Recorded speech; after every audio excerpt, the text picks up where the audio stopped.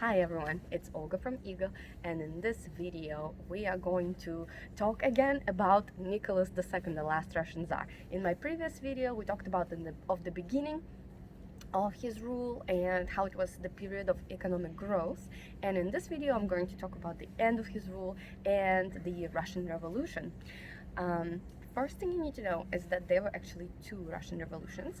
The first one happened in 1905 and the second one happened in 1917. So there were actually more than 10 years in between the two revolutions. And over the course of that time, the authority of Nicholas II basically was slowly fading away.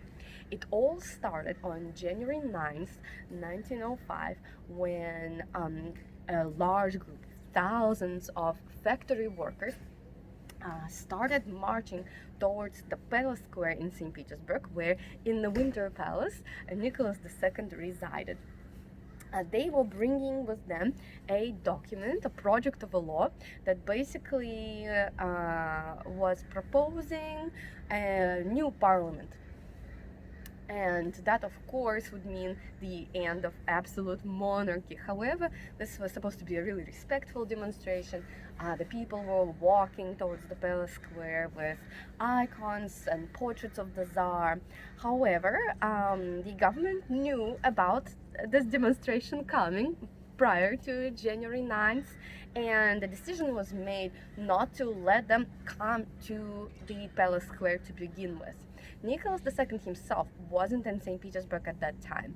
He was out of town in the countryside with his family, which is actually where he resided. At that time, he wasn't spending most of his time in the Winter Palace anyway. And nobody knows for sure what kind of instructions he gave on that day. Probably he was just saying, do not let people on the Palace Square to begin with, because what they are asking for is really offensive to me. Anyway, that's not what happened. And this peaceful demonstration was shot. Lots of people died, and this day is now known in the Russian history as the Bloody Sunday. Right after the Bloody Sunday, uprisings started sparking in the city, and this started the revolution of 1905, as a result of which, that very year, Nicholas II made a decision to establish basically the Russian parliament, which he called the State Duma. The idea behind the State Duma that Nicholas II had was that they would propose projects of laws to him, which he could accept or veto.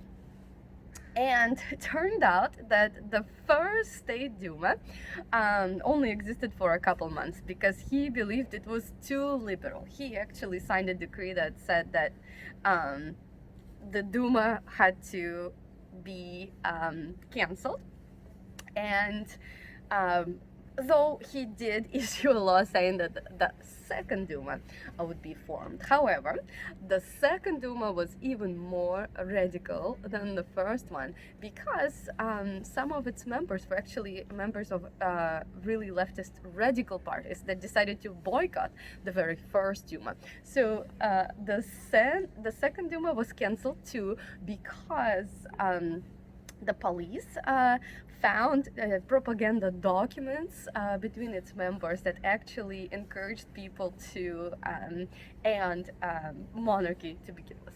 Anyway, then there was the third Duma as well. Ultimately, Nicholas II understood that the way he wanted to establish the Duma wouldn't work. It all had to change, and ultimately he did issue a law saying that the State Duma did have a right to publish laws, and he himself could not make decisions that would contradict the State Duma. Anyway, as you know, another big event that happened in world history in the early 20th century was World War I. And Russia took really active part in World War I. First of all, Nicholas II himself decided that he would be the commander-in-chief of the Russian army at that time, and Russia started sending lots of its soldiers to the front line, which actually caused problems for the Russian Empire. A lot of the soldiers, the male population of the country, did not realize what this war was for, what exactly they were fighting for, and it felt to Russian people that we were just sending away our people to some mysterious front line, and God knows why. At the same time, the provisions in the country also were dying down because our agricultural workers had to supply their cattle for the front line and a lot of their produce as well. So famine started in the country. Of course, people did not like that. Another problem that was happening is all the mysteries and scandals that were surrounding the royal family at that time. I'm sure you all have heard about one of them, which is about Father Gregory Rasputin. To learn more about it, please feel free to check out my video on that topic. Anyway, even if there were aristocrats in the country at the time who didn't care about the fact that Russians were starving or sending soldiers to the front line, those scandals were something that also affected the people's trust in the last royal family. Finally, the educated liberal people who traveled abroad understood that absolute monarchy was just not the way to go. And finally, as a result of that, in February 1917, the February Revolution happened. It happened really sporadically, and there were uprisings. It started as uprisings in different factories or in the army, and ultimately the royal regiment even switched its loyalty from the royal family to the people who took part in the uprising. At that time, Nicholas II again was not in St. Petersburg. He was actually at the front line of World War I, and when he found out about what was happening, he headed straight back to St. Petersburg because his family, of course, was there. He was worried about his family. Of course, he was also worried about his power. But on his way back to St. Petersburg, his train was stopped, and different officials started talking to him and actually tried to convince him to abdicate the throne. He was sent like a whole pile of telegrams from different army generals who also claimed that they believed that he should abdicate the throne. At first, he abdicated the throne and gave the right to rule to his son, Prince Alexis. And his brother would then be the regent.